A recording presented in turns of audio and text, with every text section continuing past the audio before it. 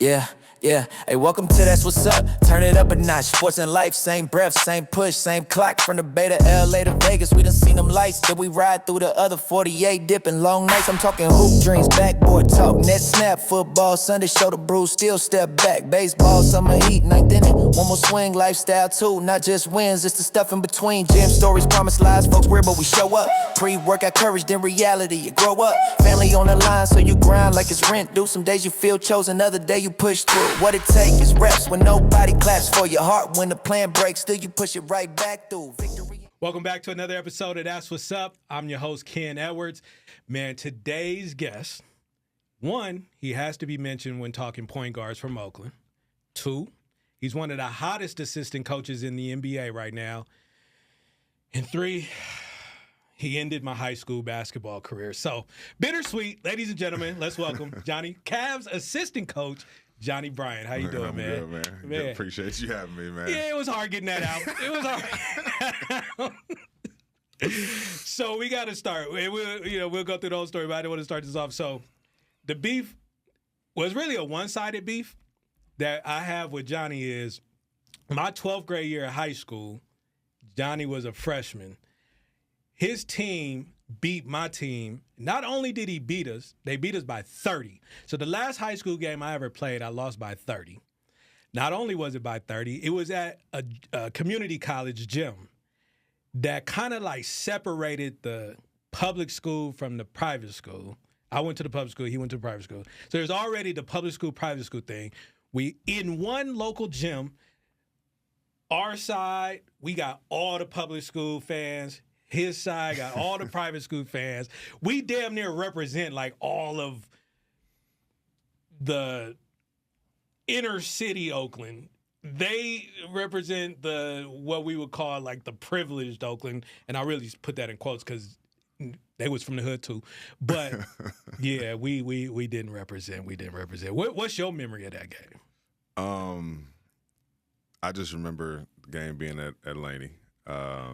And at that time, I wasn't really playing because I was a freshman, right? I was the second freshman in school history to play varsity. So, like you said, y'all fans going crazy, because we the private school, our fans a little quiet. And because we were up a large amount at the end, I got thrown in the game and we ended up winning. And I just remember, after the game, y'all running over to the locker, man, they stole our stuff. So I'm like, what we do? We literally was, playing while y'all was playing. Y'all kicked us while we was down. And which is crazy. That was the last time I seen you. Yep. And that was 26 years ago. 26 years ago. I didn't even know you had this beef with me. So, Well, it's not even a personal beef. It's an O'Dowd beef. See, that's bigger than me then. It's an O'Dowd beef. That's bigger than me. That same year was the first time that I can remember that O'Dowd played at OAL school in football. Yeah. And y'all beat Fremont. So it's like, I don't like Kirk. I don't like Micah. I don't like Josh Dean. I don't like... But the thing is, like, we all grew up out there. I know. So, like you said, like, it wasn't like we were, like, the private school kids, the traditional private school kids. At all. We just were fortunate enough to get in. We had the talent. And we all grew up in the same rec centers playing, youth league. So it was like, it was nothing different to be in a quote-unquote rowdy atmosphere. It's like, this is just what it is. Yeah, because Kirk grew up in West Oakland, played for the Oakland Saints. Playing Oakland High at Laney was nothing. Yeah. And then it's crazy because, like you said, we all grew up together. Me and Kirk played Oakland Babe Ruth together all the way up. So, like, I knew he wasn't scared. Yeah. So, and then I see him now. It's all love. But it's just like, I got the same beef with Skyline. Like, I don't. So we never played Skyline. I don't like Skyline. We never played Cats. Skyline. That would have been the better game than Fremont. O'Dowd versus Skyline. I don't know who would have won, but I'm saying it would have been a better game. Because they had pros, too. Yeah. They did. Their football team real good back then. That's what I'm saying. Football, not basketball. Not basketball. I'm talking about football. Oh, yeah, absolutely. They was rolling up there. Yeah. Especially when Frank was up there rolling. It was. They wasn't playing. I'm saying. They had L.A. schools coming to play them at Skyline. Bro, they was going to Hawaii. Yeah. The only team they had trouble with was De La. Yeah, everybody did. I mean, they won, 60-something games in a row? You only play, 10 games a year? Bro, I couldn't win 2 games in a row in high school. So Yeah. football. Football was trash. Basketball was a little better. Y'all field was trash too, but it's okay. Yeah, Oakland High. I had a great experience, but sports, left a lot to be desired. Left a lot to be desired. Growing up in Oakland, mid-'80s, early '90s, or I guess throughout the '90s, like, what was describe what the sports scene was like? Because the A's was rolling. And then we're going to talk about just how many good players, basketball, baseball, football, that was in the Oakland area at that time. Well, I mean, as a kid, like, you don't really know how special it is, right? Like, I didn't realize how special it was for me growing up in the Bay Area until I got older. And I'm like, man, I was exposed to this. I was exposed to that. Actually, on my way over here, I was on the phone with Gerald Walker, right? Wow. And, when I was growing up, he playing at Hayward High, and, he dunking on people. Right. He throwing off the backboard. You know what I mean? Like, that was the closest thing to Michael Jordan, to me. Obviously, growing up a Bulls fan, Jordan fan. But, you see that Sean Pennington and Jay Kidd, Gary Payton, then, of course, Hook, Eddie House, like, and then just not even that, like the music. Mm-hmm. You know what I mean? Like E40, Too Short, Hammer, the Loonies. You know what I mean? Like, ooh. 3 times crazy. You know what I'm saying? Yeah. So, like, we had this melting pot of so much talent that it was like we didn't really understand the magnitude of what was out there until now all of a sudden you go out there into the real world, and then you start hearing people talking about the Bay Area.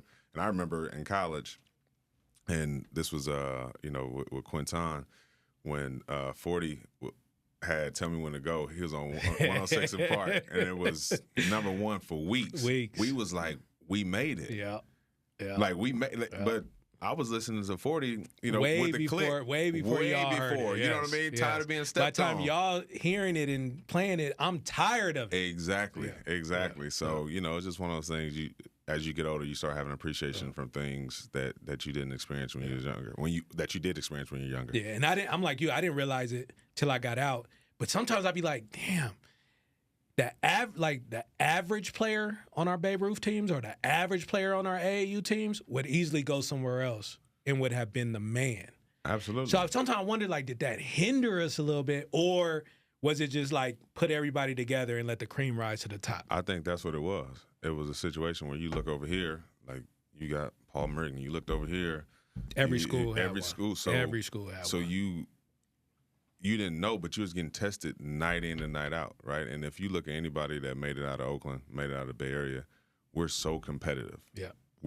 It doesn't matter, childhood friend, when it's time to lace some shoes up, whatever sport it is, we going at it. We go talk crazy to each other. It's all love, right? But it's one of those things, like the switch gonna hit and it's on. Yeah. But that's because we grew up in that competitive environment. And with the street culture too. Oh yeah. So it's like you had to dodge so much just to get to the gym. You had to be tough. No question. And then by the time you get to the gym, it's other good players too. So you not only you got to be good, but you also got to talk, like be able to trash talk. You got to be able to win the game, get back home, because we playing. You got Tassa in the 80s. Yeah. You got Rainbow. Yes, sir. You got EOIDC. You got Bush Ride. It's like, and them was all different neighborhoods, but you got to play in each neighborhood to prove yourself. Exactly. And then you got to get back home. And this ain't, my mom or my dad picked me up, dropped me off. No, this like, nah, this AC Transit. AC Transit, Are bro. You on the bus. Or you walking to the bar station. Or you walking to the bar station. That's just so what it's it like is. you got to be with somebody that's from there, or you just got to be able to. For the longest, for me, and I tell people all the time, like, I didn't go to West Oakland. Ever. Unless I was with my dad, because my dad went to Mac. Yeah. But that was the only time. I had some cousins that grew up over there that was out there, but I didn't go over there. Like, you just know, you know what? Y'all got it.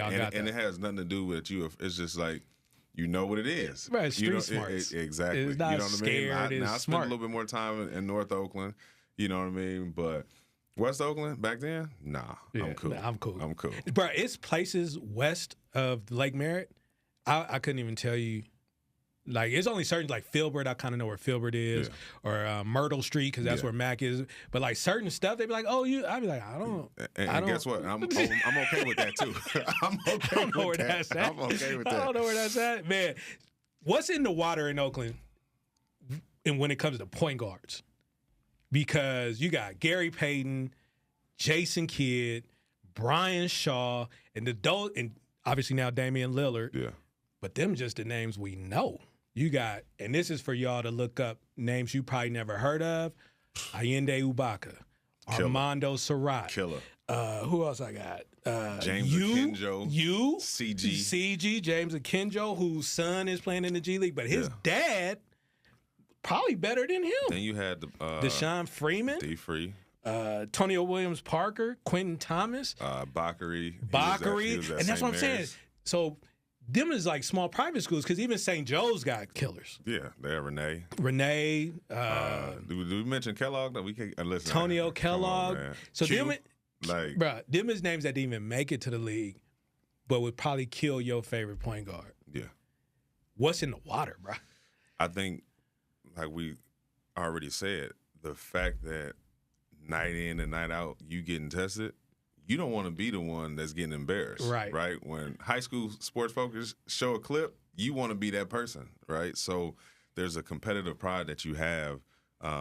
And I think that's the superpower for us, growing up in that area, because it was one of those things like you look at every school, right, in Oakland, then you go out to, Hayward, San Leandro, like it was some real dogs out there, right? And to your point that we mentioned before, it was people that went to school in Hayward that grew up in Oakland, right? People that grew up in Hayward went to school in Oakland, right? So it's like they're trying to establish their own, credibility, right? And it's one of those things where, okay, if you think you this, well, tonight we about to see. Yeah. And, especially back then, it wasn't really like social media. So people come into the gym and you better bring it. Because that's the only time they're going to see you. Exactly. And you go get clowned if you, get embarrassed. And man, we didn't even bring up Dave Dudley. Man. Yeah, Austin Nichols, we didn't even bring up them. Yeah, man. That was like I said, and I'll stand by this, from the 80s to 2004, the Bay had the best talent. On lock. On lock. I'm talking about from big man, wings, guards. Like, I'll take an argument from LA, but other than that, nobody else can talk me off my ledge. No. And we just had a different type of way. We had a different swagger. Exactly. Now that part, I'm like, we're a little bit more grimy. Yeah. A little bit more grimy. And when we may not put a lot of people in the pro sports, whether it's baseball, basketball, or football, but I always say the ones we do, they Hall of Fame. Oh yeah, absolutely. Like we don't do the question. average. You either gonna be Hall of Fame or you just ain't gonna go. Yeah, we talking about Ricky Henderson, B. Shaw, Bip Roberts. Man, like we going. Jason Kidd, Dame, like we going. Marshawn Lynch. Yeah, we going. We Hall of Fame. It's not even close. It's not even close. So you talked about guys that kind of like grew up in Oakland, went to other schools. You grew up in Oakland, but you started at Hayward High? No. So I started going to school at St. Bernard. Okay. Right? In Oakland. In Oakland. Went to school at St. Bernard from kindergarten to third grade. So my mom lived on 33rd. My dad lived on 75th.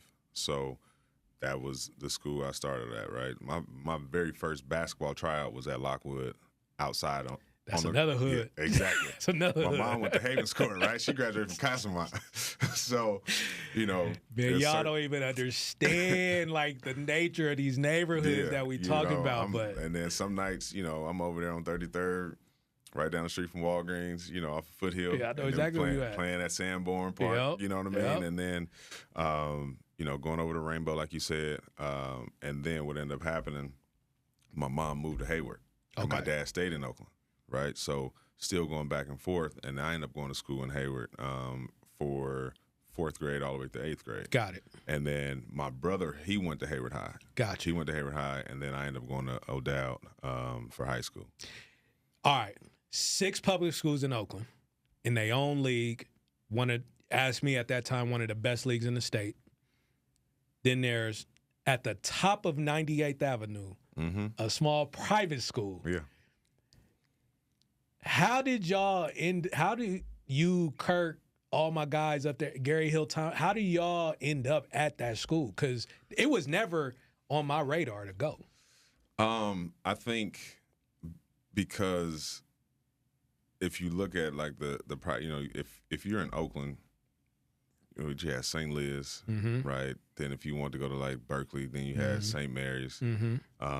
De La Salle was way too far. Right. And then the San Francisco schools, it just wasn't an option. And right? Monroe Catholic wasn't. Exactly. Right. So like you just had O'Dowd, and it was like I always tell people, O'Dowd was like Wall Street in the middle of the hood.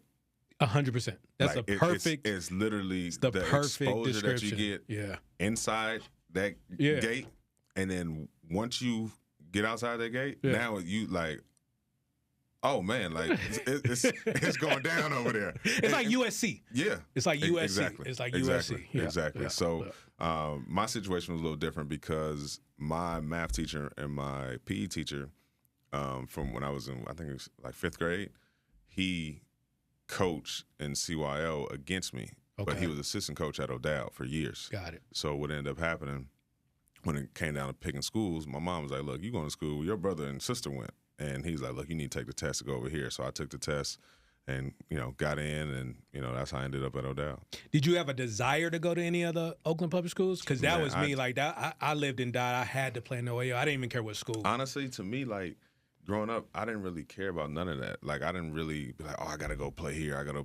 I just was a kid just living, right? Like, it's just, like, day to day, just really just naive to, wasn't thinking I got to go. You want to make it to the NBA, but it wasn't like I got to go to this school to go to this college. Like I wasn't even thinking of any of that. Right? It was like, oh, Dave Bell go here. Right. Gus Abular, another guard, went to Arroyo. Right. So like, it's one of those things where you just want to have opportunity to play and then just represent yourself wherever you play. And like I said, I ended up going to O'Dowd, and I was fortunate enough that everything worked out for me when I was there. Were you aware of O'Dowd's storied history, or even Coach Phelps? I knew Phelps because of my PE teacher. But did you know the lore of Phelps? No. Or was he just like, oh, that's the coach? I just remember playing a CYO game, and I looked in the stands. I was like, oh, Coach Phelps there. But again, like, I'm just being a kid. Yeah, it doesn't resonate with you. Yeah. You know what I mean? Like, I'm just being, now looking back at it, I'm like. Yeah, it's like Coach K. Exactly. I'm like, what? He really I'm getting, little did I know, I'm getting recruited. Right. Yeah. You know what I'm saying? No, high schools don't recruit. No, hey, it's statute of limitations, man. That was back in 1999, man. High schools don't recruit. No, private schools, they don't recruit. But, it was just one of those things. I was fortunate enough to be in a situation where, my parents, my mom and dad, they both sacrificed to pay for the tuition for me to go there, right? And no NIL, no shoebox money. Nah. You didn't get the Ray Young package? No, Ray Young, he was a special talent. I was a little, chubby little kid just trying to play basketball. That was it. Yeah, that's crazy. So what was it like once you got there? What was it like playing for Coach Phelps? Because Coach Phelps, Coach Laporte, and maybe Laddiser, that's football, and Alaco. Alaco and Lippy, he was at St. Ignatius. Those are guys where I'm like, those are legendary Bay Area high school coaches. Yeah. What was it like to be able to see that day in and day out? I mean, now that I'm a coach, and now as I reflect on just what he instilled in me, but everybody that was there, from Gary, Ryan Madry, Will Bonner, just people that you guys will not know, right? But the basic fundamentals of the game of basketball and the attention to detail was unreal. Wow. Unreal. And what I did not know at the time, he started analytics before analytics, right? So we had this thing called stat points. Okay. Where basically, a charge was like 2 points. Right, a turnover is -1. A steal is, deflections, a deflection, all those things. So now you looking in the column, you may average, 18 points, but your stat points may only be like 18. Right. So it's like, right. You're you not do really nothing else. You're doing nothing else, right? But now in the nature of analytics now, like I'm like, oh, it makes sense. But he was a math teacher too, right? Makes sense. We all became so competitive. It was like, how many stat points you had last night? Oh, yeah, 33? Mm-hmm. Oh, man, I got to go. So now you're doing all the little things. We were tracking PAs, which was possible assists. Oh, I didn't. Exactly. Vieira didn't bring that. Yeah. So, like, possible assists. If I drive, kick, and you miss, the fact that it's a possible assist. Okay. You know what I'm saying? We didn't get that one. Exactly. So it was those things that it made us start playing the right way. And I think that was the reason why a lot of people that came from our program had a lot of success in college, whether they played on a scholarship or they were walk-ons, because they can hold their own in practice and help the players that was on scholarship. Sense, because our coach Vieira, my senior year, came from O'Dowd, and we had that. Yeah. But we didn't have the possible assist though. Yeah. But it did help me because I wasn't a big point scorer. Yeah. We had other guys who were actual basketball players. I'm a You- football you're player rough playing and back. rugged, So rebound, my job you know. was to I didn't even rebound. I just played defense, took charges, and talk shit. But I did get value because taking charges got a point, deflections got a point. So then now I do have value. Now you're a winning player. Now I'm a winning player, winning and player. I don't have to score 20. Exactly. So I averaged 14. There's a lot of people that play high school basketball that can't average that. Yeah. Two other coaches that had significance in your development as a player, Coach Rame and Coach Lou Ritchie. Talk about those two guys and the effects they had on you on the court, but also off the court, because I hear a lot about with those two is they have more impact with you being a man. Man, I'm getting the chills like just thinking about both of them, right? So I met Lou going into my junior year, and I was actually academically ineligible twice in high school. I didn't know that. Yeah, Wow. so my sophomore year I had like a 1.95. So I couldn't play from after Christmas until like right before the playoffs. And then I played, season was over. Junior year, had a 1.5. And to my mom's credit, she was like, look, like, my parents were divorced, but she was like, look, I can teach you how to be a good person, but like, I can't teach you how to be a man, right? So she made me live with him. And man, he was walking me to school, this class, like, so when I used to get the report card sent out, I used to play basketball on my driveway, and I used to wait for the mailman to come, right? So what happened, I used to grab the mail and be like, that's the report card. I already knew what time it was. Done it. My mom, she didn't see a report card for probably like 2 years. I've so been there. one of my good friends, he's my son's godfather. I ran this whole story for Mom, I got tendonitis, my groin, like I'm not playing tonight. You don't need to come to the game. So my boy mom, I love her to death, Sharon, and my dad came to the game, and Sharon was like, so when Johnny go, be able to play, and when he go get his grades up? And my dad like, what? I thought he had tendonitis. Bingo. Called my mom, what's going on? All hell broke loose. So what Lou ended up doing, they started sending the report card to my mom's job. Ooh. It was over for me. And I still have video on my phone, and every chance I get it to go back home, there's a small room in the old gym, right, which was our quote-unquote big gym, that was connected to the gym, but it was a volleyball, like little equipment room. It was a table just like this, and he used to make me sit in there and do homework during practice, and I'm listening to the ball bounce in practice, and his whole thing was like, I need you to learn this information, and if you can teach me, I know you got it. Yep. And so we did that. So just that, how to be respectful, work ethic, all that stuff, that was like huge for my development and my growth, right? And then just him believing me and like, hey, you're gonna graduate from college. I'm like, Lou, I got a 1.5 GPA. Right. I might not make it. Yeah, I might not even make it out of O'Dowd. You know what I mean? Right. So just those 2 years was unbelievable, for me. And he's more like a big brother to me. Now, Rain, Pops, that was more like, now I'm about to teach you how to become a man. Right. Now, his workouts, that was straight mental, physical, like I've toughness. heard. Oh yeah. His approach, we call it the Raymond Way. That's what I heard. We call it the Raymond Way. Yeah. Like, we have a group chat called the Raymond Way. Dame had a 4-bar Friday, like, verse in his Adidas ones, right, that had hashtag the Raymond Way. Yeah, like, so it was like a rebel, little dedication, but just his approach, how he, pushed us and told us the truth, and that during that time is what I needed, especially because I had graduated from high school and I'm calling Lou, like, Lou, man, what's up? And he's like, look, Johnny, like, I got these other kids I got to get to. And I'm like, but it made sense. Like, he's like, look, I did my job, right? And then it was like I was fortunate enough to have Raim there, and he took me in as his own, him and Sharon. And it was, I only played one tournament for him, and that was the Bush Ride tournament. Wow. I didn't even play for him. The Bush Ride tournament could be a pod episode all by itself. That's our Rucker Park. That's our Rucker Park tournament. Yep. Right? You ain't got to play for your school. You literally are being picked up by like a drug dealer has a team. Yes. Some dude who just Oakland, he don't coach Oakland, high school, North but like he's a good coach. Berkeley, bruh.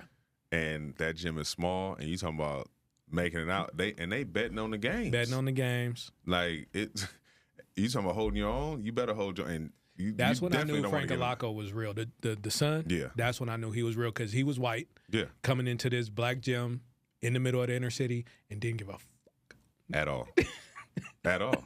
So, but yeah, those two, hands down, man. I tell Lou all the time. You know, he saved my life for sure.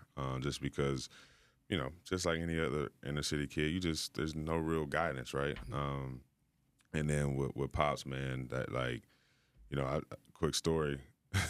We were supposed to run the canyon. We were supposed to run Strawberry Canyon, and we were supposed to run then work out.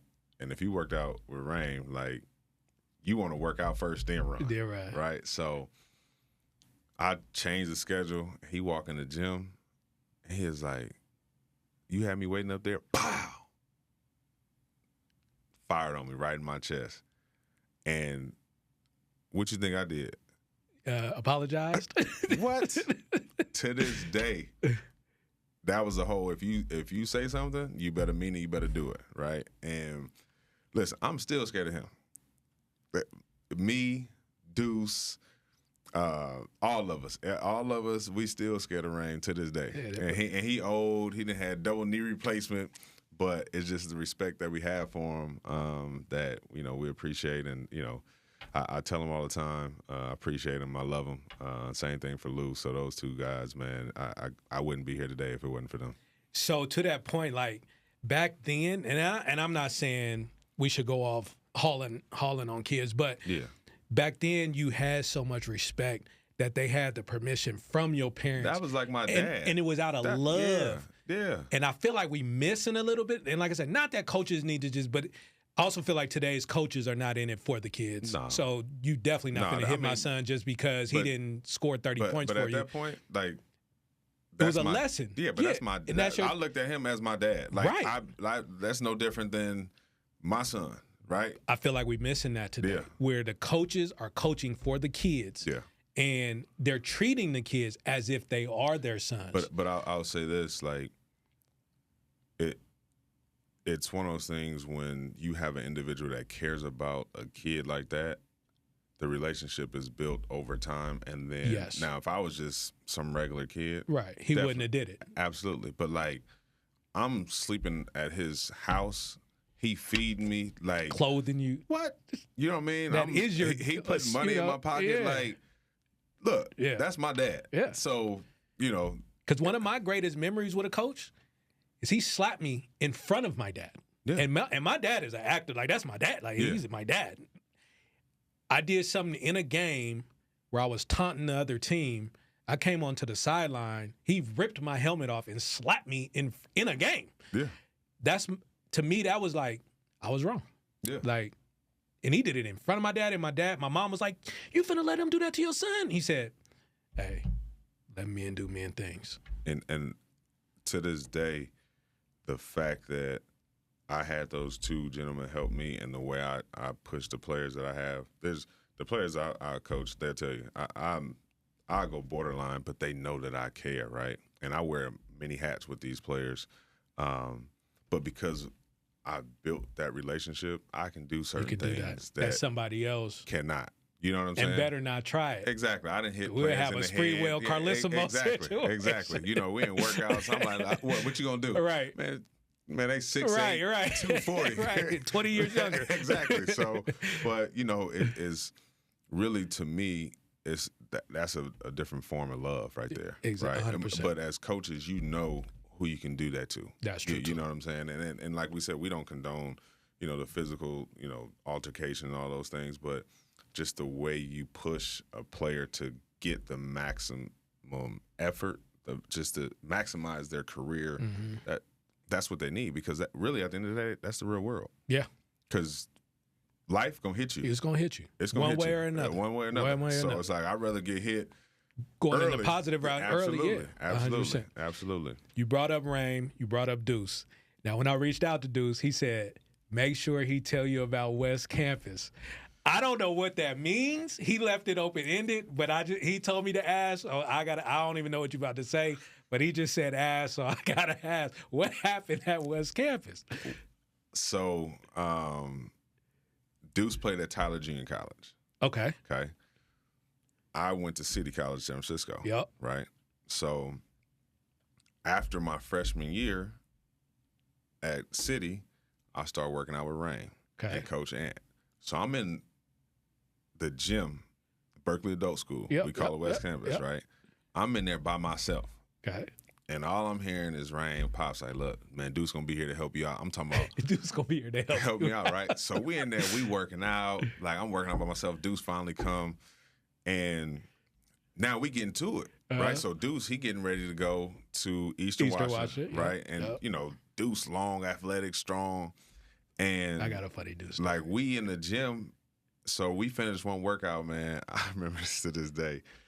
And we had these sandbags. And Pops was like, I need 30 laps. Walk with him, and, like, I'll be back. So me and Deuce, we carrying these sandbags. We walking, just walking. And we looking at each other like, bruh, let's just say we did the 30. Right. And, like, let's get up out of here. We so scared. We walked every single lap. Like, I know he looking or something. Because what happened, we didn't know if he was going to come through the door. Right. Like, I put this, the way the parking lot sit, like, you turn into the parking lot, and he had this red truck, bro. And he'll be in the red truck. He maybe lean back on the phone, whatever. You talking about anxiety? I didn't know I had anxiety. Right. Real anxiety. Real like, anxiety. I used to hit the corner, and I'd be like, oh, the red truck here. And, like, get butterflies. Yeah. Right? Yeah. And, or if I beat him to the gym, I'm like, all right, cool. Right, like, I feel good. And then he'd either write a workout up or he wouldn't. The ones he didn't write up are the ones you fear the most, because he just coming off the dome now. And it wasn't like make 5. Right. It was make 25 going this way, 25 going. It may be make 50 in a row. It may be 3 in a row, and you defensive slides, and you shooting from half. Like, and I'm just sitting there like, he created the term "run them off university." What's that? He wanted to break your soul mentally, to make you. He wanted to run you off to where you wouldn't come back. And I like that approach. And I was so like you're not about to run me off, right? And there's things that I still do to this day to my players, like, you know what a mop up is? Man, so my very first 2 workouts with him was at Contra Costa, 66. Is that when you throw up? No, I ain't. Oh, okay. What's the mop up? So we worked out, everything all good. He said, take your shirt off. I'm like, all right. He said, put it on the floor. I had to run 2 suicides, pushing my shirt. Suicides? On all fours. Free throw line back, half court back, free throw line back, full court back. It's a reason I didn't make it to the league, dog. And I'm talking about, and the shirt wet, so you slipping, all this. Bunch up and shit. Exactly. Yeah. And so now, like, the players that I train, like, they know. I'm like, all right, you got to make X amount. If you don't, I drop the towel down. And they know what time it is. They like, oh, nah. But it's just, it created a certain mentality. It created a certain mentality, and that's really what West Campus was. And I think, D. Free, he came in there a few times. He ran off? D Free, was like, man, I ain't with all this. He was like, I ain't with all this. And he say to this day, he said, man, I wish I was in there with y'all, right? Yeah. But it was a lot of people that came in there. They come in there, once or twice. But I was bringing people with me because I needed reps. I needed reps. I'm sitting there like, let's go here. You know what I mean? You go, I go. I started bringing people in there, and it just became like a brotherhood. And then it was just one of those special places. And actually, I think it was 2019. I want to say I threw him a surprise party. I threw Raym a surprise party, and Deuce. So we trying to hide it from West Campus's lot. Oh. So I'm promoting. It's about to be here, We couldn't get in. Deuce kicked the door down. We got in there. We literally broke into the gym to have a party there. Wow. Now, we definitely need statute of limitations on that. Yeah, it's all good. You know what I'm saying? But, it was one of those things. Deuce is my guy. That's my brother. I got a funny Deuce story, too. When my senior year, his freshman or sophomore year, early. So I'm at Oakland High. It's like lunchtime. And we hooping at lunch, and some of the kids that didn't even play ball, they like, oh, y'all play tech today? We like, yeah. They like, man, you got to watch out for Deuce. You better be ready for Deuce. And in my mind, I'm like, what the fuck is Deuce? Like, I've never heard of Deuce. So I get to the game, Deuce checks in, and his name Kenneth, my name Kenneth. He comes in, I'm like, oh, you Deuce? And he said, yeah. I said, man, I've been hearing about your name all day. I'm finna tear your ass up. And I did. But what I didn't realize is I got him young. Yeah. So then fast forward, we become adults. He's done at Eastern Washington. We playing at like Poplar in West Oakland, or any other pickup league, and I can't guard. Now, I mean, at this point, he's a hooper. I'm a retired football player, but I tell him to this day, bro, I'm so happy I got you young, because ain't no way if we was even grade I would have been able to do what I did. Yeah, Deuce, I remember playing him. We was in a little summer league, and I was a sophomore, I think. He was about to be a senior.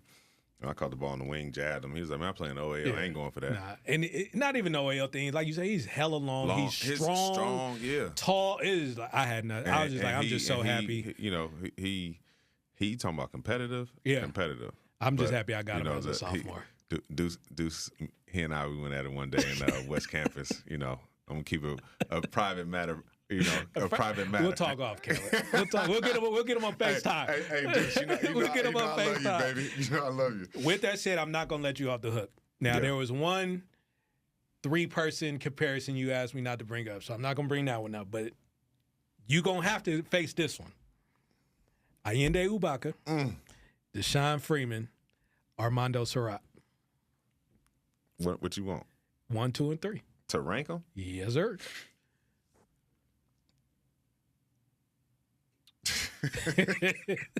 This is the replacement for the other one. You're not getting off the hook. So you talking about, you called Deuce when Deuce was young, right? Yep. I caught Mondo when I was young. Okay. Right? So he was already like Mondo. He playing for 805. People don't know. Mondo played for a Southern California AAU team. I didn't know that. Exactly. I didn't know that. Exactly. So back then, like, I wasn't really like physically mature, right? To guard him and play against him. Mondo was a problem. So I'm not ranking. I'll get to that point. D Free, I played against D Free the first time in 8th grade. Played against him. We played at Andrew Hill in San Jose. I beat him. He fouled me on I had to make some free throws to win. That was the only time I beat D Free. He talk about it to this day. D Free actually at the Super 100 camp. We tell the story. I'm cool with it. So he drive baseline. I cut him off. Boom, and he act like he was going back out to the middle of the court. Yanked me, but somehow, some way, somebody had a picture of it. Ooh, like digital picture. So we bring it up every now and then. D Free, he was so fast. Like if you didn't have speed, like it was just one of those things. And he was handsy. He go foul. He go do all that. And then Ende was just different. Ende was different. Tall, long, handle, can shoot it. It was one of those things where he was like a quiet killer. You know, he wasn't out there talking crazy, right? He just out there 20 and 10 assists. Exactly. And his spin move, crazy. So for me, I had more quote unquote battles with Ende. So I put Ende number one. And to be honest, like Ende was my driving force. Him and John Winston, right? Like we played on the Soldiers, like those are the two big dogs. I'm like, look, like I need to get my respect too, right? So Ende would be there. Had so many battles with D Free, you know, from playing against him in high school to, you know, working out with him. And I only caught, like I said, like a small glimpse of Mondo. So it's, you know, it'd be Ende, Free, and then Mondo. But Mondo, you know, he went to Miami out of high school, right? So if I had more time to play against him, then it may change, right? But yeah, those three, man, those dudes, killer. But that's my struggle too, because I caught Mondo young. Yeah, I think he was like a sophomore or a freshman when I played him. Yeah, I didn't get the junior, senior Mondo, so it was like it's hard for me for the same reason. Like I didn't see that. It's like when you talk about who's the best point guards, and somebody from the '60s bring it up, and he was like, I didn't. All right, yeah. I'm not saying he's not good, but it's like I didn't see it. But you know, you talking about point guards today, like. I see Russell Westbrook. Exactly. I see it. Exactly. So yeah, no, I get that too. Now, where do you put yourself in that group? I was a late bloomer. I wasn't like I got better as I got older, and because of that, it allowed me to kind of be in that conversation. You know, I held my own. You know, yeah, because I heard about you when you was at O'Dowd, so, and you was killing. Yeah, but like not on the magnitude. Like of them, right? You know what I'm saying? So I had to earn my way, and you know, the night when we had the little All-Star game, you know, that was like my quote unquote coming out party. Like, yeah, I could have played in OAL too when I had 40, and we won. You know what I'm saying?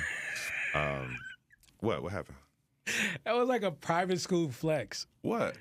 You know, when I had 40 and we won. You know, so, but it was one of those things like if you ask everybody that played in the OAL that I grew up with, they like, for me, it was just more about respect. Respect, yeah, of course. That's all it is. That's all it is. That's all. It'd be like, even without that, like, all right, the accolades are cool. Yeah. But like, even if I don't get no accolades, as long as my peers, I'm good with that. Call me and put me in the group chat. Call me to hang out, and and honestly, like, that's it. When they talk about the best point guards out of the Bay, and all, like, I just be like, I was, or maybe because you were good, bro. But I understand you're modest, and you should let the praise come to you, but you were good, bro.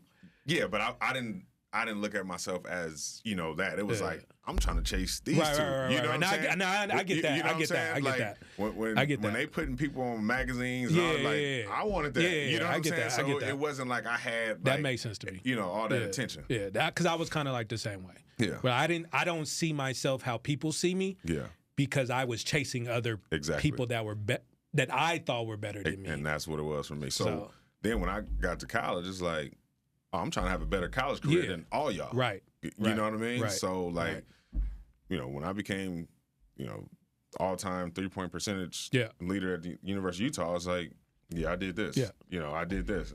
And it was one of those things where I continued to get better as I got older and you know. Yeah. So before we get to your coaching career, which is, I mean, where do we start on that? You were a really good basketball player. Yeah. Like, you're not one of those coaches that, like, learned how to coach on a computer screen. So at Utah, was there any other school that could have got you? How did you end up at Utah? How did that go? Out of high school, didn't qualify, right? So I went to JUCO. And then I played the 1 year at City. I was actually all-state as a freshman. And California JUCO is different than National JUCO. So it's the best 5 players in Northern California, best 5 players in Southern California. Right. And it's hundreds of junior colleges in California. Yes. Right. And, so, you know, I was a quote unquote, you know, junior college All-American going into my sophomore year, but I decided to redshirt because I wanted to play 3 years in Division I. So I transferred to Ohlone, took 27 credits so I could get my AA, and went to University of Utah. But Rain, because he is who he is, he was like, okay, Utah's offering. He's like, where you want to go? He's like, I can fire this thing up and like we can get you. You're right. So had an offer from Oklahoma State, right? New Mexico, like all these schools, but I'm like, you know what? St. Mary's, Washington State, like all these spots. And I was like, I'm going to go to Utah. At the time, Majerus was just leaving. Mm-hmm. The talent was there. Every couple Mondays you playing on ESPN. That was a big Monday deal, right? Yep. The arena, 15,000. So I'm like, and it's not that far from home. Right. So, and for me, that was the best decision I made. Wow. Just to go there, get immersed in that culture, that city. And because of that, I was able to just focus on basketball. And, I was finished 20th all time school scoring. Yep. I had until recently I had the most threes in the game made. Yeah, I read that. And still had a 3-point percentage leader. In the school history. So individually had a great career. Experience playing with Andrew Bogut. That was my redshirt year. We went to the Sweet 16. So, and then when I was in school, the football team went undefeated. Urban Meyer was there. So, like, it was just. Was that the Alex Smith year? Yeah. Okay. Yeah. So, and then once I left, the following year, they ended up winning the Sugar Bowl, right? So, just my whole college experience was unreal, man. What was your pro prospects after your senior year? I worked out for the Jazz twice. And then I ended up just playing in Germany. I played in Germany for half a season. My mom, she got really sick. And I was just like, look, there's no way I can be on the other side of the world with her, health issues. And, I decided to stop playing and came back, worked the Enterprise Rent-A-Car for 18 months. That's crazy. And started my academy. And when you were at Enterprise, without giving the rest of the story away, did you envision yourself where you are now? So, when I made the decision to stop playing, I'm in Germany. I prayed and just was like, I wrote a list of all the things I can see myself doing. Real estate, sports agent, coach, just whatever. I actually had a job to work as a financial advisor. Like, I'm just like that's the athlete thing. Real estate, financial advisor, or sports agent. Yep. So made a phone call, and to he's assistant athletic director now. He got me connected to Enterprise Rent-A-Car. So I'm like, look, let me get some health benefits. Let me learn how to start working. And their management training program is like great, especially for former athletes. Exactly. They recruit former athletes. Exactly. So what ended up happening, I learned how to run a business because each branch is your own, right? So like your cars that you have, like those yours. I didn't know that. Yeah, those yours. So wow. Depending on how many cars you have, and then you have the average daily rate, then with the used cars, right? They'll sell so many that all goes into your bonus. I didn't know that. Yeah. Okay. Yeah. So like it's a real like you're a franchisee. Exactly. Almost. Exactly. Yeah. So I became an assistant manager. So now I'm getting cars on the road and doing the whole nine. But then I started Bryant Sports Academy. But when I was in Germany, I just was like, look, like just prayed and was like, I don't know what's gonna happen. I just took a leap of faith. Yeah. Everybody was like, man, why you not playing? You averaging 21. Da da da. I'm like, look, I just feel like I'm being called and led to something else. And did that for 18 months, started Bryant Sports Academy when I first got back and training kids, college teammates. And then I ended up training Ronnie Price 1 year, the following year, Paul Millsap. And then it led right into coaching with the Jazz. And that was all in the span of 3 years. Wow. And I'm glad I made that decision. I would imagine so. And it was just one of those things where it's like, man, like, and it was time where I was driving to work at 5 o'clock in the morning, like, man, I ain't go to school for this. Yeah, I didn't go. And then the crazy thing is, like, I'm renting cars to like fans, and it's like, this what you doing? You know what I mean? So like, it was like, hey, Johnny, I remember. Exactly. Oh, okay. Hey, that's so cool, dude. And at that time, I'm cleaning their cars. I'm picking up. I'm just like, like you just went from like wearing my jersey to the game to now I'm vacuuming the back seat because you spilled peanuts. Damn, that's exactly. crazy. Yeah. Ooh. So it was, bro. Talk about the mental health of that. Like, since mental health is the big thing, man, now, like it was tough, man. Like I said, it was a couple times I'm driving. You know, I worked at the airport for a couple months. Like, I'm driving, crying, like, God, what am I supposed to be doing? Yeah. You know what I mean? Like, what am I, like, I just played in front of 15,000. Yeah, and then I was like, maybe I should go back and play. I was like, oh, man, you know, so now all these thoughts are in my mind, in my head, and things just start to unfold, and I'm like, okay.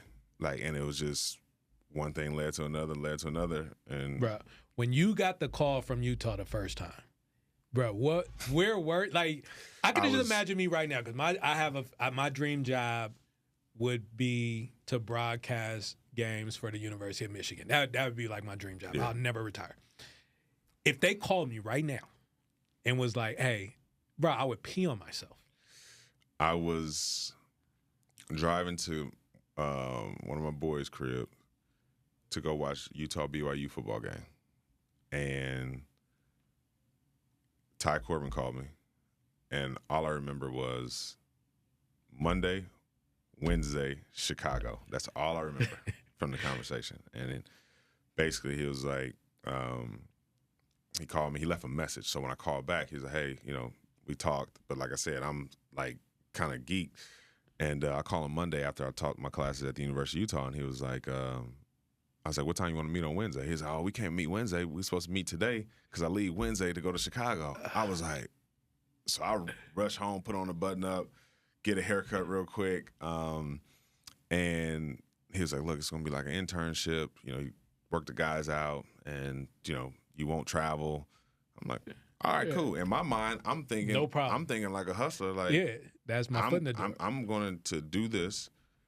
When they on the road, I'm about to just keep training these kids. Right. So it was just another hustle for you at that point. Yeah, because to me, it's just going to validate and give me credibility. So over I can keep there. over there. Okay. Right. Okay. So because there's more kids over here than here, right? And one thing led to another. Went through training camp.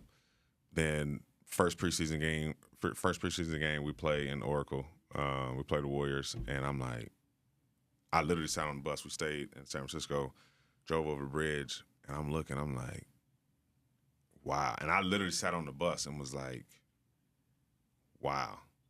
And it was that moment as I start to reflect and look back, I was like, oh, I see why I had to go through all this to get to where I am, right? And, you know, like I said, you know, going into my 15th season in the NBA, and I've been very, very blessed, man. The experience you had at Enterprise in the airport, I connect that to your experience with Rame at West Campus in terms of mental toughness and building who you're going to need to be going forward. Yeah. And I think without Rame and West Campus, you might have folded, or another individual would have folded in that season of their life. For sure. But for you, it was like, man, these just sandbags. Yeah. And then when the call come, I'm going to be ready. Exactly. And you was ready. Yeah. That's crazy. Yeah, man. And it also taught me, too, when I was training players, it was other people I knew that was training, like, big-time guys. And I'm like, man, what I got to do to, like... Right. So I just learned how to just focus and just do my job and focus on that. Don't get distracted. Oh, such and such doing this, such and such. I was like, nah, you know what? I'm about to just, because my whole plan was I wanted to create a pre-draft atmosphere in Salt Lake to have pro athletes come in and train in altitude. Okay. That was like that was your vision at that time. Yeah, but the youth, we were feeding the homeless. We adopted families for Christmas. You know, I had them sign progress reports, you know, each pretty much quote unquote semester, turn it in to be a part of it, right? Because I wanted to teach the life skills. Eventually I wanted to add like the SAT and ACT prep courses and all that stuff to make it more, no, my slogan was more than just training, right? So I wanted to be more of a holistic approach of like building a better person through sports. And I only did it for 3 years, and I couldn't really have it. But take at that off. time, coaching in the NBA is still not even. Nah, I didn't even like. You just like, I'm gonna keep building Bryant Sports Academy. Exactly. So when I got into the league, I was like, I'm just gonna be the best player development coach in the league. I'm gonna get these guys better, and did that for 2 years. Going into my second year, I started having scouts. I'm like, all right, I'll do this, but I'm still player development, and working guys out. And then it wasn't until I coached summer league going into my 5th year, and I was like, ooh, I like this. But like you talked about the experiences, right? When I signed to go to the University of Utah, my high school counselor was like, hey, Johnny's gonna be a great coach when he get done playing. I'm like, man, whatever. Right. Then in college, my college coach is like, man, what play you want to run? Like, he's coming to me during the game, and he told me, he's like, hey, you'll end up, if you want to coach, like, you'll be a great coach. Like, I'll hire you. Whatever. Then I go play in Germany. My coach, he missed the practice. He's like, hey, I want you to run practice. Here's the practice plan. So little did I know, all those experiences, they were preparing me for where I am today. Mm-hmm. And, it's been, like I said, it's been a blessing. How much of playing point guard do you think goes into your success as being a coach too? Do you feel like you see the game differently than other coaches? Absolutely, because the thing, point guard, quarterback, right? You have to know everybody's position, right? Like when you are a quote unquote big man or a wing, like it's just like where I go on this play, right? But as a point guard, like I got to the point, especially in college, if whatever play we ran, I used to narrate the play as the play was going on. So I'll pass you and be like, Ken, right here, Ende, go set this back pick. Deuce, you got it. And I'm talking them through it. That's crazy. And that's just how I end up, teaching the game. And then also I found out I had a photographic memory. Yeah. So you can see it.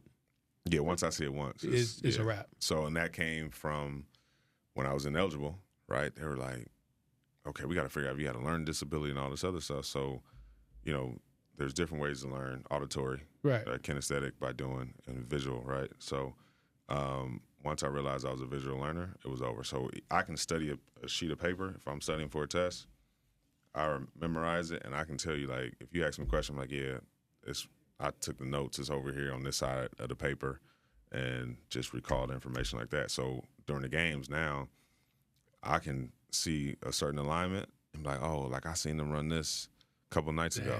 Yeah, that definitely gives you an advantage. Exactly. That definitely gives you an advantage. So, because I always ask players this, but I never asked a coach this.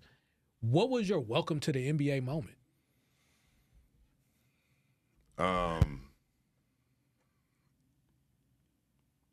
Probably game 1 in Oracle, the preseason game. But, man, I've been fortunate and blessed to be a part of some special nights in the NBA. Yes, you have. And there's too many to recall. The most memorable one is obviously Kobe's 60-point game.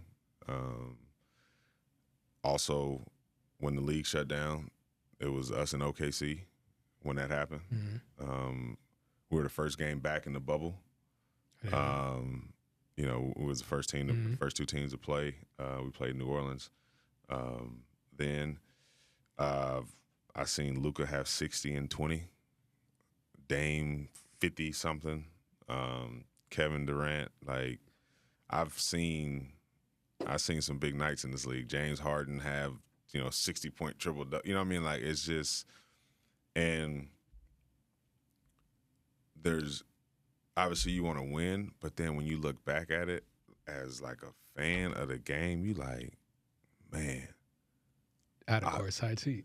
Exactly. Like, you just sit there like, yeah, I remember that. Like, and it's like, these are the best athletes in the world going at it, and it's just any special night, anything can happen. And I've been fortunate enough to see many nights in the league, man. So it's hard to just say, hey, this is my welcome to the NBA moment. But like, I've been in 90 playoff games. Yeah. Conference finals, 7-game series, losing them, winning them. getting swept, sweeping teams, losing in 5, winning in 5, you know what I mean? Winning in 6, losing in 6. Like I've been fortunate enough to. So is the shine gone, or are you still waking up in a dream every day? Man, is it your norm now? It's both, right? But like there's certain nights, and I look at some of the assistant coaches and I'll be like, look at this. Like, you ever dream that this was gonna be your life? Or I'll tell Donovan like, look, like, oh, we're blessed, what bro. you 5 for 20, right? You having a bad day? Like, this ain't no bad day. Yeah, you know what I mean? Like, so, I don't take it for granted one bit, because I understand how hard it is to get to this level, right? As a coach and a player, and for me, it's one of those things where I really try to be as present as I possibly can, and enjoy those moments, because, just because you make it to the playoffs one year doesn't mean you're going to make it to the next, right? Yeah, we've seen that. You know what I mean? Like, you have players in their entire career may only go to the playoffs once, or never go to the playoffs, right? Or never play in the finals, or conference finals, So, like, it's not one of those things, because we went to the playoffs last year. Like, nah, it's like you got to do it all over again. Can you watch a game? No. As a fan? No. Or is it always X's and O's? He should have went that way. He missed an assignment. Can you ever just relax? Like, if me and you go and we like, hey, let's watch it. Can you just watch the game? Or are you going to always be telling me who missed an assignment, why they missed it, what they should have done? It's hard to turn that lens off, right? Yeah. If I'm watching the game, I'm watching like that. Now, if it's just on in the background, completely different. But I knew what question you was gonna ask. So this is a true story. I went to the Big 3 in Dallas. My real good friend AC, he's in boxing, right? He's a boxing manager, and we literally sat courtside to watch the Big 3 play, and game going back and forth, boom, boom, boom, making runs. In boxing, like, one shot can end the fight, right? But in basketball, like, you can pinpoint a segment where they lost it. So, game going, and I'm like, ooh, and a team ended up losing. And I said, yeah, they didn't lose it at the end. I said, they lost it during the stretch. He was like, man, that's crazy. So he started watching games. He hit me, he was like, yo, I see it now, right? And again, you got to think about it. It's 82 games. Mm-hmm. We watch it live. Mm-hmm. Then we watch it on the plane. Mm-hmm. Then we present it to the team. Mm-hmm. Then you have to present it to your player, right? So that's like 4 times, or you may have to watch it like 5 times the same game for 14 seasons. Yep.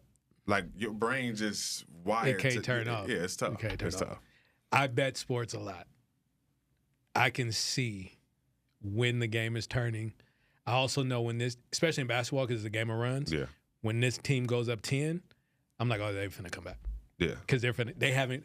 I'm not comfortable yet because they haven't gone on their run. Yeah. Now, when they go on their run, I'm like, okay, this is gonna be this deficit. It's gonna be a 2 to 4. Yeah. Until the next like, I can see that too. But I can definitely watch as a fan and like not dissect. Yeah, but I'm a coach, right? I guarantee if you watch a football game, what lens you looking at it? You know what's funny? I never learned the X's and O's of football. Oh, Lord. I was one of them all talent. Yeah. And what separated why I never got past college is when the game got up on the chalkboard. Yeah. I never learned the X's and O's. And they'd be like, Kenny, what do you do in a cover? What do you do against? Because I play quarterback. What do you do against cover 2? I don't find the man that's open, bro. So I never. You see this dude chasing me? I'm going down. I never. Then that's what separated me from somebody who would move on and play. And that actually leads me to my next question. With you seeing it all and playing and all that, what separates the star from the 12th man? Is it this gap, or is it like this gap? Is it just opportunity? Like, what's the difference? Everything you said. Can the 12th man be a star? It depends on the situation, right? It may be tough as the 12th man, but let's say you first round draft pick, and you late in the second round, right? And or you got the second round draft picks that quote unquote make it, right? It depends on opportunity. Like, for example, Gilbert Arenas, second round draft pick, played in Golden State. He was good, but he didn't have the opportunity. He didn't become hibachi until he went to DC. Right. You know what I'm saying? So like you can look at those situations. Obviously it's easy to see like the stars are the stars, right? But you look at Joker, Tony Parker, like all these guys that Ginobili that got overlooked and they became a star. So it definitely can happen. But I'll say this: the difference between making it and not making it, though, it's on the margins. Because that was my next question. It's on the margins. What's the difference between the 12th guy and the G League guy? That's got to be like, sometimes I feel like it's who your agent is. Nah, sometimes it may be like your size, right? You've been a 4, your whole career, but to be in the NBA, you're going to have to be a 3. Right. And it's like... But your skill set... You know what I'm saying? Not saying that you're not a good player. Right. Or you may be an athlete and you can play, but you can't shoot. You know what I mean? Or you've been a scorer all your life, and now you got to go in and try to, defend. Play defense, be a winger, the 3-and-D guy. Exactly. So, it's very important as for these players to, one, be great at what you're good at. Just whatever you're good at, be great at. Be great at that. Yeah. Because believe it or not, everybody's a role player on the team. Some roles are just bigger than others. Exactly. Yeah. You know what I mean? But you have your role, and your role is we need 30 a night. Yeah. Yeah. Your role, you need to go play some defense. Right. Your role is a rebound. Your Right. role is a screen. You know what I mean? So, like, just know your role, embrace your role, and star in your role. Simple as that. But a lot of people, I got to prove I can go do this. And it's like, hey, man, that ain't about to... We got a guy, and he makes $50 million a year. Listen, I tell people all the time, go look at the salaries. Those are the guys who get the shots. Yeah. Yeah. Very simple. In that order. So your one shot that you get, you better make it. It's almost like pickup. It's like pickup at a new gym. Yeah. We going to pass you the ball. You better make it, or we're never passing you the ball again. It ain't no secret. He makes $60 million. Yeah. Guaranteed. He gets the ball. Yeah. We're going to pay. Yeah. Analytics. Where are you with that? Are you a eyeball? Because I'm an eyeball guy. Now, I will look at the numbers, but I can look at the game and say he's better than him. Where are you at with that? So, what people don't understand, the analytics just gives you information to make informed decisions, right? I can say, you know what? You're good at, chasing pin downs, right, defensively. The numbers may say something else. Or the numbers may say that you're good playing pick and roll defense, guarding the screener. Okay. So, but because you haven't been in that situation a lot, right, you may have, 300 possessions of it or, 20 possessions. So it's like, okay, it may be something there that we can uncover, right? To where now we change a matchup and you're like, man, why am I guarding? It's like, well, this man goes to set the screen. The numbers say you can play pick and roll defense. Here go an adjustment, right? Or, such and such, when he dribbles this way and shoot, his percentages are this. Mm-hmm. His number shows this. He goes this way and shoot, his number says something else. So now the game plan is like, you know what? We go force him to his right hand, right? Or, hey, you got a pin down shooter. When he comes off, going to the middle, like he wants to curl. So we go shoot the gap on this side, right? We go make sure we shoot the gap, send him left. Then when he comes on the other side, he's going to the middle to his left, we go chase him, right? So now it's one of those things where it's like, okay, he can't go left. So now you basically create a game plan for that, right? And then analytics, hey,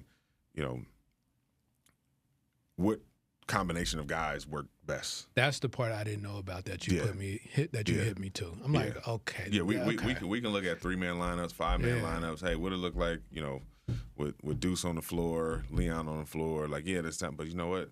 It may be better if, such and such is on the floor. Can the analytics ever fool you? Yeah.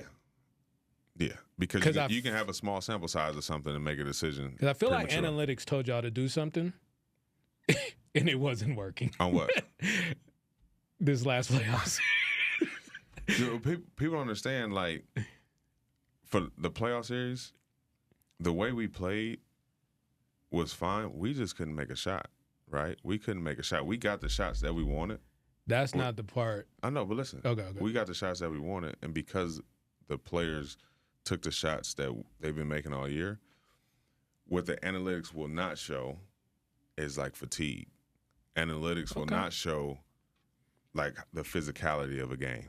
You know what I mean? Like, we had 2 7-game series, right? So we playing the right way, right? But then now they playing fast. And we like, man. We getting the shots that analytics say to take, and we have been making these shots. Exactly. But now dog, my legs. Exactly. I'm short on everything. You know what I mean? Makes sense. So it's one of those things where, it's a situation where if you run the numbers, the simulation, it gives you the best probability to win a game, right?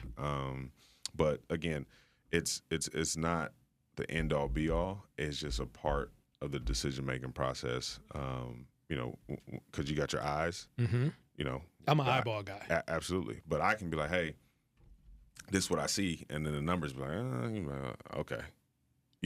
Because you're not about to watch 100 games. No. But the analytics will be like, okay, when you shoot this shot from this side of the floor, you've been in the league for 5 years, this is what that shot value is every time you shoot it. So you know what? Don't shoot that, right? Okay. Or shoot that. You see what I'm saying? So it's one of those things where, hey, let's get you playing to your strengths and so forth. That makes sense.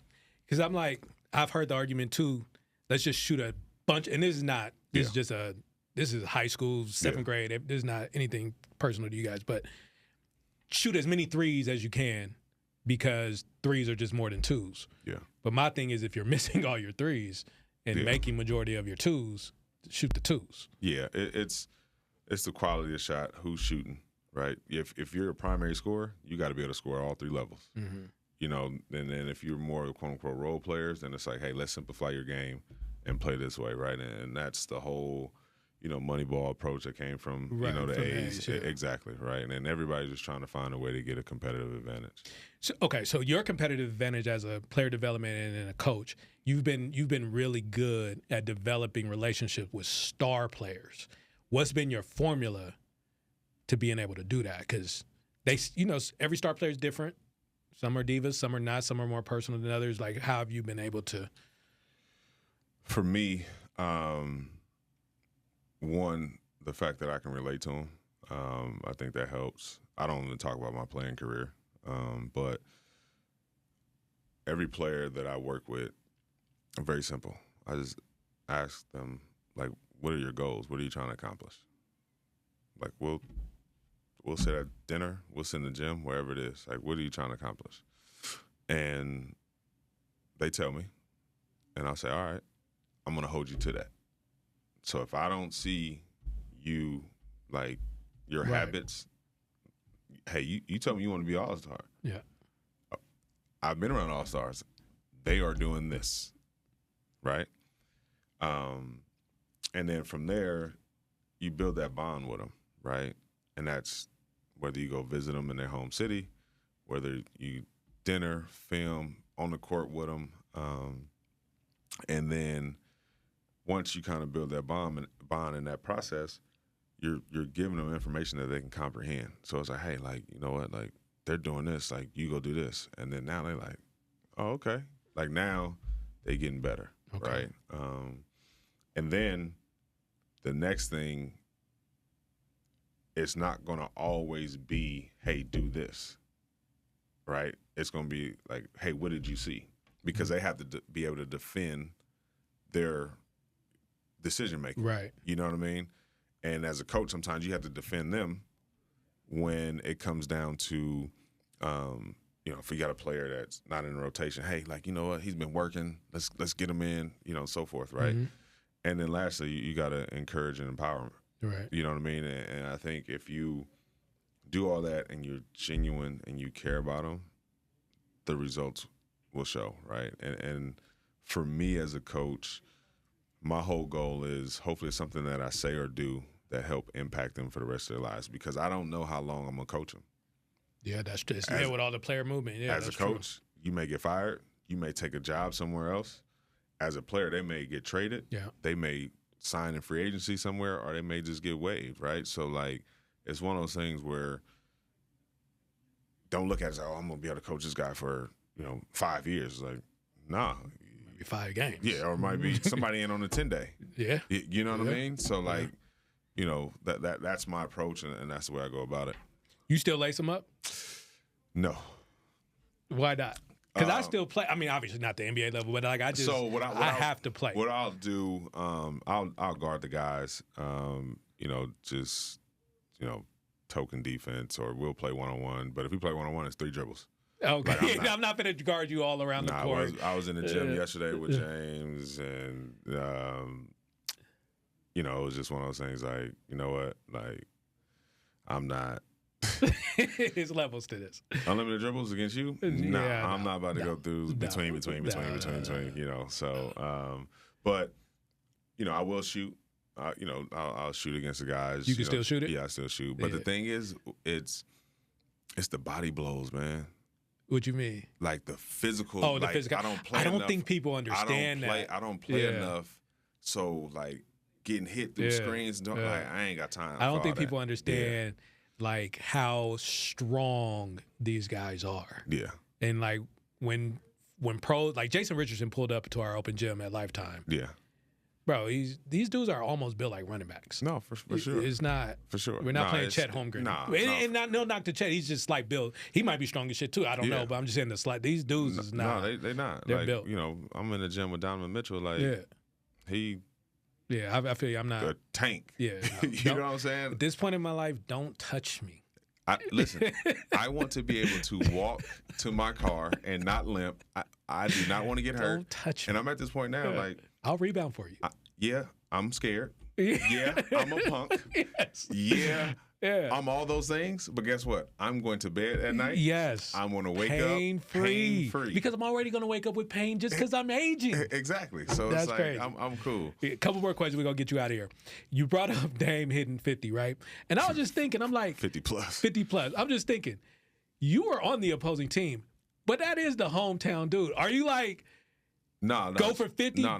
But let's win? So Dame, my little brother, man, I've been knowing Dame since he was in 7th grade, play against Houston, and helped Dame go to Weber State. Yeah. And, like, Dame and our relationship is different. Like, when we'll speak, like, before the game, we'll kind of, like, conversate.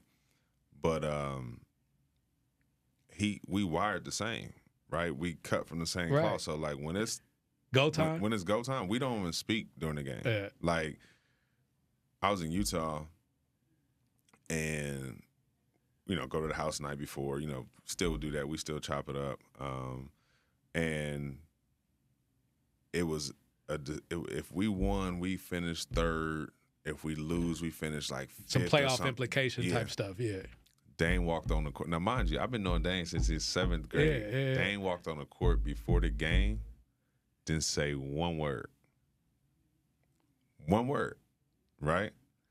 And, we played him when he was in Milwaukee, and if it was in the Cup, if we won, we were going to Vegas. If they won, they go to Vegas. He was like, yeah, bro, we about to get you up out of here tomorrow. Like, but it's one of those things, like, I get it. Yeah, and I expect that. Exactly. I can watch him play. I'm on the bench. I'm watching him. I'm like, yo, he about to shoot. Boom. Like, because I've seen it so much. Yeah. So, he definitely, 14. The crazy thing is we've been in the league the same amount of years. Wow. So he got drafted in June. I got the call in September, and I called him. I was like, man, we both in the league same time. It's crazy. What if you would have got the Portland job? Man, that was crazy. Would you be able to coach them? Yeah, absolutely. That's because crazy. I mean, there's a respect level there, right? Yeah. And with all the players, and just my approach, I'm honest with all the guys, and I believe in holding players accountable. That's just because that's how I was raised. Yeah. But it's not in a confrontational way, right? Right, You know, I'll never get disrespectful. You know, I'll challenge them. I'll say something slick, but it's not like I'm not gonna question your manhood, right? But yeah, man, like the however many times we played against each other, teams faced off, Dame definitely got the best of my. Like when I see him, I'll be like, "Oh Lord, here we go again." So, but that's Lil Brahma. Yeah, that's my dog. I think this is gonna be my last question, but before that, man, we never mentioned Will Cherry. So shout out Will Cherry. We did not forget about you. Will, for you sure. Another one that's congrats on Hall of Fame too. Yeah, you man. another one that's like goes underrated. West Oakland. Yeah, straight up. You ever meet Kobe? Yeah, man. Yeah. Well, because I can only imagine. Kobe put 60 on us. 2016, and Gordon Hayward goes to a wedding in Newport Beach, and he calls me. He's like, "Hey," like he texts me. He goes, "You think Kobe want to work with me?" And I was like, "I don't know. I'll find out." And he kind of chuckled, like, "Yeah, right." So I called Phil. Shout out to Phil Handy, and I'm like, "Yo, Phil, like, Gordon trying to work with Kobe. You think he'd be interested?" He's like, "Yeah." 30 minutes later, he sent me Kobe number. I sent it to Gordon. And he was like, "Well, what am I supposed to say?" I would ask the same thing. Do you say, "What's up? Hey, it's Gordon." So I write a scripted text, and he sends it over. He's like, Kobe said he'll we can come out there in August. And I was like, okay. So, man, we stay in Newport Beach, man. Nice resort at Pelican Hill, and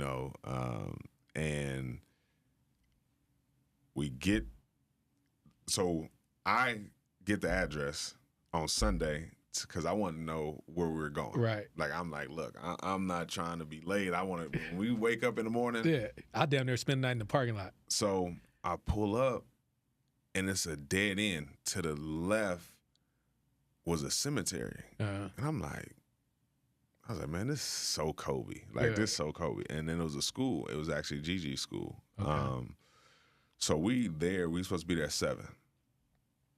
It's 6:15 because we trying to beat Kobe to the gym. Right. 6:30, no cars in the parking lot. 6:40, about 6:50, see this janitor walk up. So we like, all right, like maybe Kobe on the way. Yeah. Man, we walk up. I'm like, hey, we're supposed to meet Kobe here. He goes, oh, he doesn't know that the floor isn't done. I'm like, man, what's going on? Like, are we on pump or something? Right. So we go in the gym, and now we just kind of shooting the floor at no line. It looked like no this. line, just a blank, just wood. Wood. And so it's like 7:15. I was like, Gordon, text Kobe and be like, yo, like make sure we're at the right location. Because I don't want Kobe hooping like where they at. I don't want him at another spot. Thinking y'all and stood we him just look up. bad, right? So yeah. What ended up happening, he texts Cole and he says, this where we at? He's like, yeah. He said, I'm on my way. 5 minutes later, you got basketballs? So I was like, look, man, I was like, Gordon, we about to just work out. Right. So we working out, and you're Gordon, I'm me, the basket's behind me, the door to the gym is right there. Yeah. We working, we go, warming up, and all of a sudden, Gordon just like freeze. And I'm like, and he looking at the door. Yeah. I was like, well. Somebody back there. Yeah. So, Cole walk in, typical Cole, sunglasses, he had on his Nike shirt, shorts, had on his Kobe's, and he wore ankle socks. And his shoes never was tied. Okay. Like that was like his thing. That's his thing? That was his thing. And rewind, he put 60 on us. He actually signed some shoes for me that night. Damn. He had some Kobe 10, so I had those at the crib. That's like a prized possession. Wow. So he walks in, He's like, "What's up, fellas?" And it's just no security, no nothing. It's 3 people. And he was like, "So what you want to work on?" So I was like, "Gordon, you talk to him." You know, I was like, "We here for you." Tell me what we doing. So I was like, "Look, man, we're trying to get his post game right, and just certain little things." And he was like, he took his wedding ring off, took his glasses off, put his keys on the bleachers. He was like, "That's right in my wheelhouse." And he grabbed the ball and just started rubbing it. So he walks out on the court and he goes, "Damn, ain't no lines out here, but yeah, this is about right." Like, he knew based on where the basket was and where he was, and he just started going to work. And when he was demonstrating, I had to guard him. Okay. And, like, he's just going out, "This is your primary move. Counter, boom, boom, boom, boom, boom. We go to the next side." So then he goes, "All right, we go from," he got there at 7:45. We went to 8:45. So we like, cool. So I tell Ronnie Price about it. He was like, "Yeah, he was just testing y'all, see if y'all was going to be at the gym." So the next day he said, "I see y'all at 5:30. We like, come on, Bean. You wasn't even here at? Actually, 5:45. We was like, "Bean, you wasn't even here at 7 o'clock. So we get to this other rec center, and I walk into the rec center, and there was like, the guy was like, "Can I help you?" I was like, "Yeah, I'm supposed to meet Kobe here." He's like, "Yeah, that's the plan." And he's putting tape on the windows so nobody can see in. So I walk back out to go get Gordon, and you see this black Discovery Land Rover pull up. I'm talking about all black. You just see the lights. Man, Cole walk in. We got out there for 2 hours straight.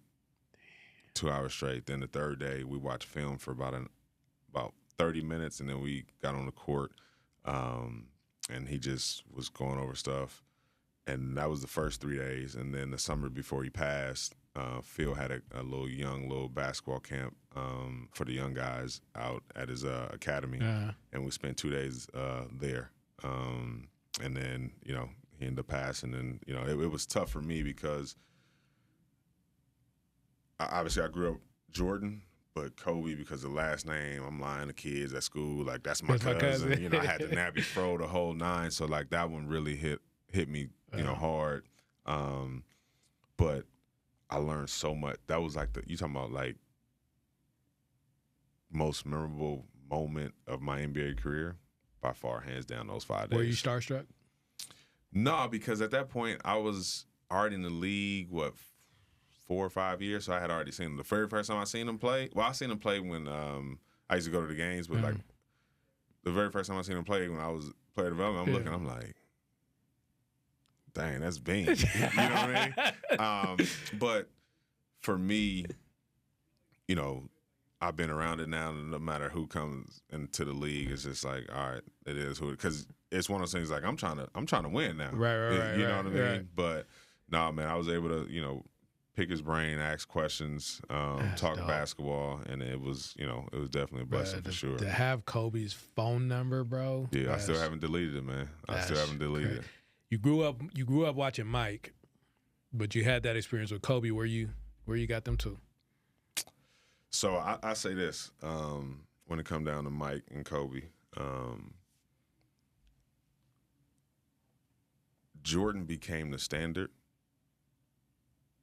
when there was no one to chase. Okay. You know what I'm saying? I never heard that perspective, but that makes sense. And if, for whatever reason, I say, hey, man, like bench 225, like, you gonna do it, right? Then if you keep training, you may get somewhere. But if all of a sudden you like, hey, like, yeah, when such and such was this age, same, like, you gonna be like, oh, I can go do that, right? But if you, it's harder to set the bar. It's harder to me. It's harder to set the bar than it is to chase what you are. It's almost like the guy that did the 5-minute mile. At first, once it got set, everybody, but nobody had done. They said it was impossible. Exactly. And then once he did it, I think it was Prefontaine. I could be messing that up. But once he did it, now everybody, they doing it in 7th grade. Exactly. You know what I'm saying? So that makes sense. To me, obviously, Jordan was the standard, right, that everybody was chasing. And he just maximized who he was as a player, right? And Kobe did the same thing, but his thing was, I'm trying to be better than Mike, right? So it's. I'll say this: every great player that has ever played this game has had an impact on the game, and that, to me, like you'll never be like, okay, this person is the GOAT, or like everybody has their own preference. You know what I mean? Yeah. Like it's, hey, I like this, you like this.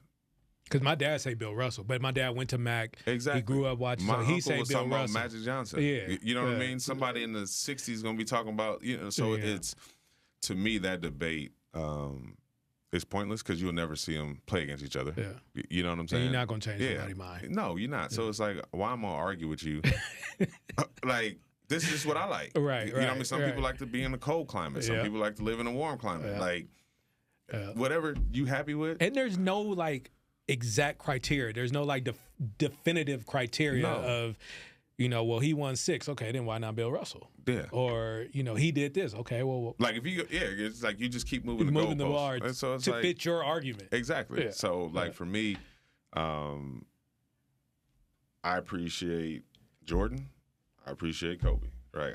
And for me, because I love the game of basketball, I appreciate everybody that has had an impact on the game. Absolutely. To continue to move the game forward. And that's really the beauty of basketball, right? You have all these players in their moment in time to impact the game, but they're also impacting lives off the court too. 100%. You know what I'm saying? Like people are dreaming because they're watching these people, do certain things, and that's whether a player win MVP, win a championship, if they can go out there and be true to the game and do everything they possibly can. I tell players all the time, don't get caught up in looking at what this player is doing. Your journey is going to be your journey. Maximize it. Right. And then lead the game with no regrets. If you lead the game with no regrets and you happen to win a championship, great. But if you don't, doesn't mean you're not that you're a failure. It's like, hey, it just wasn't. Sometimes it's not in your cards. It's not in your cards. Like you look at Karl Malone. He probably would have won too, but he ran into Michael Jordan. Bro, they say a lot about winning championships is luck. Yeah. There's a lot of luck involved. Yeah. So, and sometimes you just in the way of history. Yep. And that's okay. Yep. That's okay. So. But you lived your dream. Hopefully you were good with the money. You changed the course of generations after you. Yeah. Be happy with that. Be happy with that, bro. Yeah, that's what it's about, right? And for me, it's all about paying it forward. Yep. The players that I've worked with, they'll tell you, I don't ask them for anything. Like, only thing you owe me is to pay it forward. Mm-hmm. Why? Because that was my commitment to Lou. Mm-hmm. That was my commitment to Ron. I can never thank them enough. I can tell them thank you for the rest of my life. It wouldn't be enough. It wouldn't be enough, right? I can tell them I appreciate them every day, but the way I can repay them is by paying it forward. The amount of young men they've helped get to the league and the fact that they're still kind of unsung heroes that only we know about is crazy. I mean, to me, I wouldn't even say the league. Like, they've impact. They're like pillars in the community. Yeah. I know them, and I didn't even go to the league. Like, they didn't even coach me. Exactly. Like, they have. You may look at, okay, such and such, he's in the NBA, so he's a millionaire. But they've created other millionaires in other industries. Yeah, you know what I'm saying? 100%. Like, that's how Coach John Beam was. Exactly. So and to me, when you can have that big of an impact and you're touching lives, that's where legacy. That's what matters, and right? just not even millionaires, bro. He's a father to his son. Yeah. You know what I mean? Yeah. Like, he's never gotten into trouble. Like, because that in Oakland, bro, it can go either way. Absolutely. And if you don't have a good mentor, a good father figure to steer you in the right direction, it's like you talking about a game can be changed in one possession. Life can be changed. Man, you be in the wrong place. 30-second decision. There's times I was going home in college, and I'll be kicking it back on the block with family, whatever, or being somewhere I'm not supposed to. And I already know I'm not we supposed all to. did it. Yeah. But now I get back home, oh, man, such and such, this happened. I'm like, oh. I'm so happy I left. Exactly. I'm so happy I You know what I mean? So, like, I go home. When I go home now, like, I ride through the city And like I'm just I'm not stopping. I'm just riding through every now and then. I'm like, man, I just thank God, like, how did I make it out of here? I talk to my wife about it all the time. Like, how? Yeah. Because when you move out of it and then you reach a certain level of life, you move to the suburbs. Yeah. And not that those are better. You get what I'm saying, but it's just, you realize life doesn't have to be a war zone. It doesn't. But we super normalized living in a war zone that we'll be like, oh, it's not even that bad. Like, it's not that bad. You can make it, but it's like, why do we have to live like this? Yeah, I remember, like, I used to get mad at my dad. I'm like, Dad, why can't I play out front? Right. It's like, they out there shooting people. Or they could at any moment. Exactly. Yeah. And it's one of those things where so All-Star Weekend 2025 is back in San Francisco. Right. Right. So what I did, I documented that weekend, and I took my kids to they had been in Oakland before, but I took them to my childhood home. Right. And my daughter was looking like, Dad, what's... And I said, Jay, this all we have. And my dad now, he looking at it, he like, man, this house wasn't like this when we were here. But I was like, this all we had. You know what I mean? I'm on 75th and Rudsdale, like, this it. Ride through fast. You know what I mean? Like, so it's for me, I try to have those reminders to not take things for granted. Like, I still on my phone to this day, I have the wooden backboard. Wow. From West Campus. Wow. The square is not painted, it's tape. Wow. But that's where it started. That's where it starts. So for me, like, when I look at my phone, like, yeah, you can, be coaching in the conference finals or whatever. Like, don't forget this. Don't forget this. Don't forget this. And because it can be taken away from you at any moment, and I understand that, and that's why I try to just be true to everybody each and every day. But also, I try to enjoy it, right? Like, there's a balance between being so serious, because it's high-stake business. Bro, the coaching, there's, 1,500 roughly players? Was 450. And my math was off. Yeah. I went to Oakland Public School. It's all good. 450. That's why you should have went to that. Yeah, probably. You'd have had some more games to play, too. Well, I should have just stayed at Head Royce, because I'm not going to Oakland. But there's only 30 head coaches. Yeah. So it's more competitive at the head coaching position than it is for the players. Yeah, so man. That's it is, man. And extremely high level. Yeah. And a lot of nepotism at the head coaching. So yeah, man, if you don't even come with your dad coached or that's even tougher. No, it's tough, man. So that's why there's certain moments, like, I may be on the bench and I just may crack a joke, right? Like, or I'll tell a player, like, smile, man. Like, enjoy this. Right. Like, because... Look around. Exactly, because as players, it's a moment in time. Yeah. It'll be over. Yeah, boy. Now, next thing you know, you retired, you got all this money, telling stories, and now what? Now what? So... and for me, as I coach and build relationships with these players, I just love the stories, man. Like, I'm in group chat with players, and the most rewarding thing is when they come back, man, thank you. You know what I'm saying? And to hear that, it's like, I did what I was supposed to do, and obviously when they sign these lucrative contracts, you like, yours is coming. Yeah, yours is coming. But I'm not. It for me. Obviously, my goal is to be a head coach. Yeah. Right. But I do it because my North Star is to pay back. Pay it forward. Lou and Rain. Yeah. You know what I'm saying? So the byproduct of that has been continuing to develop as a coach, and opportunities that I've had at interviewing and head coaching jobs in the league. But I'm just using this game of basketball, man, because it helped my life. It changed my life. It helped me go to school for free, and the exposure that it has given me and my family, whole nother level.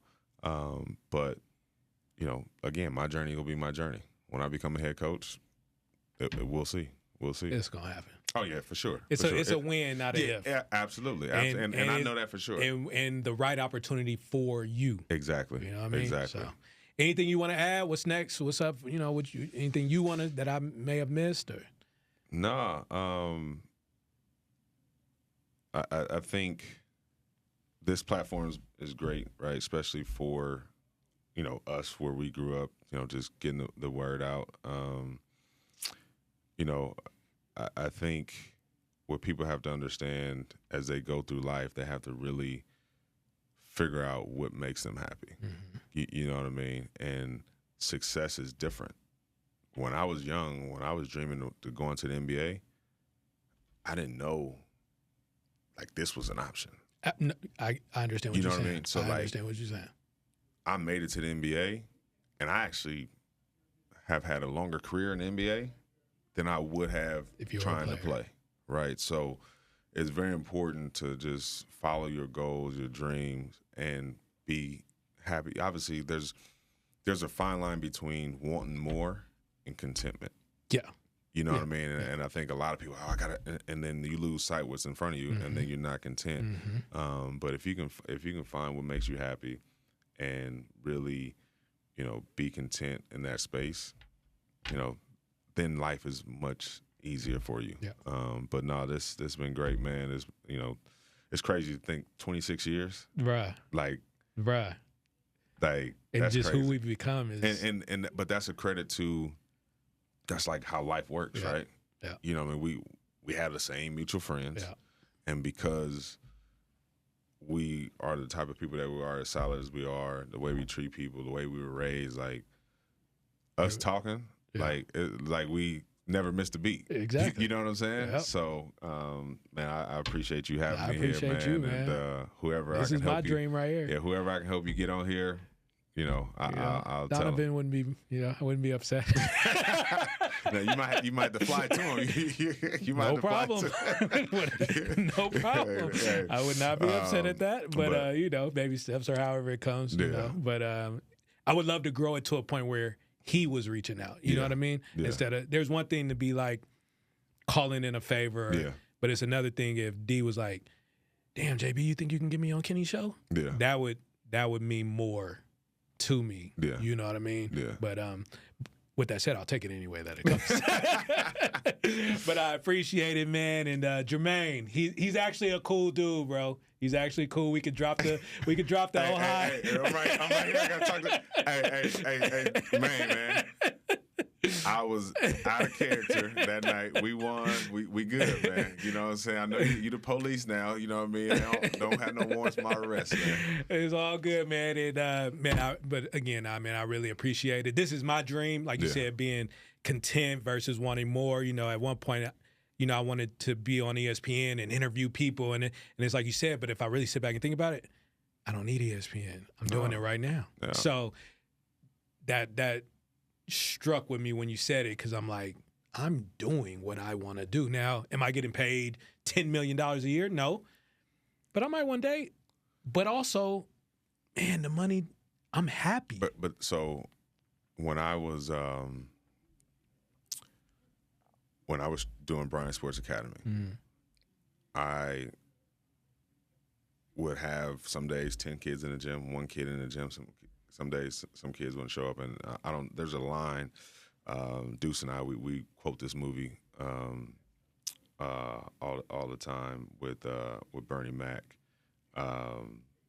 and it was actually Bernie Mac's last movie, and Soul Man, and they were performing, right? Him and Samuel L. Jackson. They're performing, and he was like, Bernie Mac was like, whether it's 2 or 3, it's an audience, because they were so used to having, sold out shows. And so he's like, whether it's 2 or 3, it's still an audience. So for me, if I have 1 player that I'm talking to or 15, it's still an audience, right? So like this right here, it may not be, on the platform that you want, but it's still an audience. And then you're going to eventually, it's going to grow the way it's supposed to. And then from there, it'll take care of itself.